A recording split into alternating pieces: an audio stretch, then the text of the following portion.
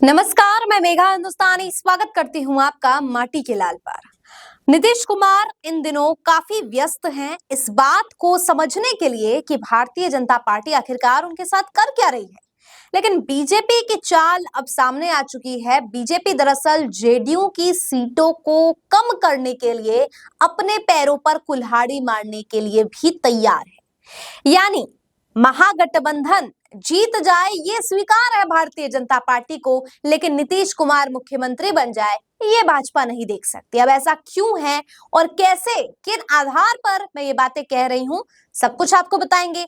और नीतीश कुमार ने कैसे इन परेशानियों को, इन मुसीबतों को, इन जो कुछ होने वाला है बिहार में खरमास के बाद उसे भांपते हुए अपना नए तैयारी कर ली है अगले मूव की, वो आपको बताएंगे। पूरी वीडियो को अंत तक देखिए। चलिए वीडियो की शुरुआत करते हैं। सबसे पहले आपको बताते हैं कि नीतीश कुमार की विडंबना क्या है। देखिए, नीतीश कुमार के लिए विडंबना यही है कि अमित शाह से जब पत्रकार पूछते हैं कि आप बिहार में बतौर मुख्यमंत्री किसे उतारेंगे, तो अमित शाह किसी भी चेहरे का नाम नहीं बताते। यानी अमित शाह के लिए नीतीश कुमार का नाम लेना कितनी ही बड़ी बात हो गई, लेकिन फिर भी नहीं लिया गया। दूसरी तरफ बताया जाता है कि नीतीश कुमार के करीबी लल्लन सिंह, जेडीयू के करीबी लल्लन सिंह अब नीतीश कुमार के नहीं रहे। पहले उन्हें मुखिया से अध्यक्ष के पद से हटा दिया गया जेडीयू के, अब वो भारतीय जनता पार्टी के प्रति वफादारी दिखा रहे हैं। अब ये तो नाम ललन और संजय का सामने आ रहा है, नेताओं का जो भारतीय जनता पार्टी के प्रति अपनी वफादारी दिखा रहे हैं। सवाल खड़े उठते हैं कि क्या जेडीयू को तोड़ने की भारतीय जनता पार्टी की साजिश है? क्या जेडीयू के विधायकों को तोड़ने का काम भाजपा करना चाहती है? अब आप सोचेंगे ऐसा भाजपा क्यों करना चाहेगी। देखिए, अगर बिहार में नीतीश कुमार के चेहरे पर 15, 20, 25 सीटें भी आ जाती है और भाजपा को 3 गुना 2 गुना ज्यादा सीटें नहीं आ पाती है, तो नीतीश कुमार न केवल केंद्र में बल्कि विधानसभा में भी भारतीय जनता पार्टी को चैलेंज करते हुए नजर आएंगे और अपनी बात मनवाने के लिए वो पार्टी छोड़ भी सकते हैं।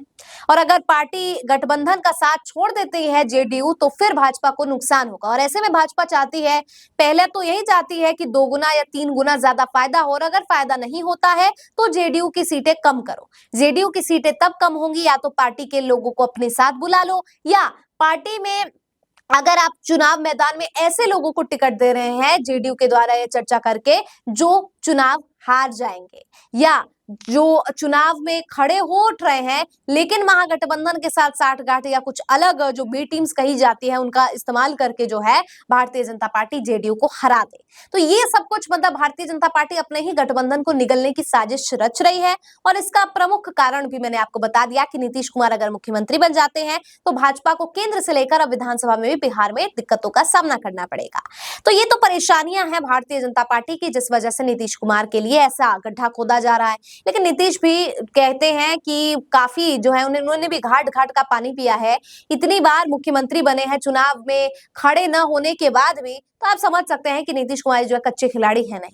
अब यही कारण है कि बताया जा रहा है कि यात्रा जो उन्होंने रिज्यूम करने वाले हैं, जो उन्होंने बीच में छोड़ दी थी, उसका दूसरा जो अध्याय है शुरू होने वाला है यात्रा का, उसमें नीतीश कुमार लालू प्रसाद यादव और तेजस्वी यादव के पैतृक जगह यानी कि गोपालगंज से शुरुआत यात्रा की करने वाले हैं।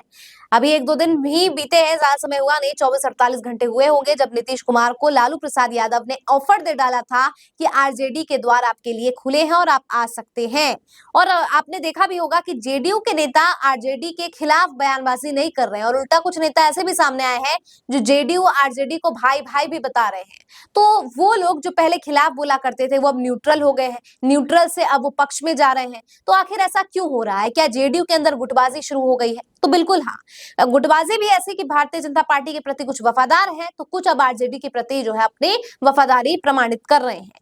तो क्या होगा? दरअसल नीतीश कुमार के साथ अगर भारतीय जनता पार्टी खेला करती है तो लालू प्रसाद के साथ जा सकते हैं नीतीश कुमार। साथ ही कांग्रेस ने भी ऑफर दे डाला है तो कांग्रेस का भी दामन थाम सकते हैं। तो आगे आने वाले वक्त में हम देखेंगे कि क्या कुछ होगा बिहार में। लेकिन एक तस्वीर जो साफ दिख रही है कि भाजपा महाराष्ट्र के तर्ज पर बिहार में भी नीतीश कुमार का हाल करना चाहती है। लेकिन नीतीश कुमार एकनाथ शिंदे नहीं है कि धोखा देकर आ गए तो वापस धोखा नहीं देंगे, या धोखा देकर आ गए तो अब पार्टी बदलेंगे नहीं। नीतीश कुमार अपने बदलते हुए स्वभाव के लिए, अपने बदलते हुए राजनीतिक पारी के लिए जाने जाते हैं और जहां पर उनको फायदा दिखेगा नहीं, वो वहां ठहरेंगे भी नहीं। और आज से नहीं, बहुत पहले से राजनीति कर रहे हैं, तो भाजपा को इतनी अति आत्मविश्वास पालने की जरूरत नहीं है। तो देखते हैं बिहार में क्या कुछ होगा। आपको क्या लगता है इस पूरी खबर पर? कमेंट करके बताइए। मुझे दीजिए इजाजत। देखते रहिए माटी के लाल। धन्यवाद।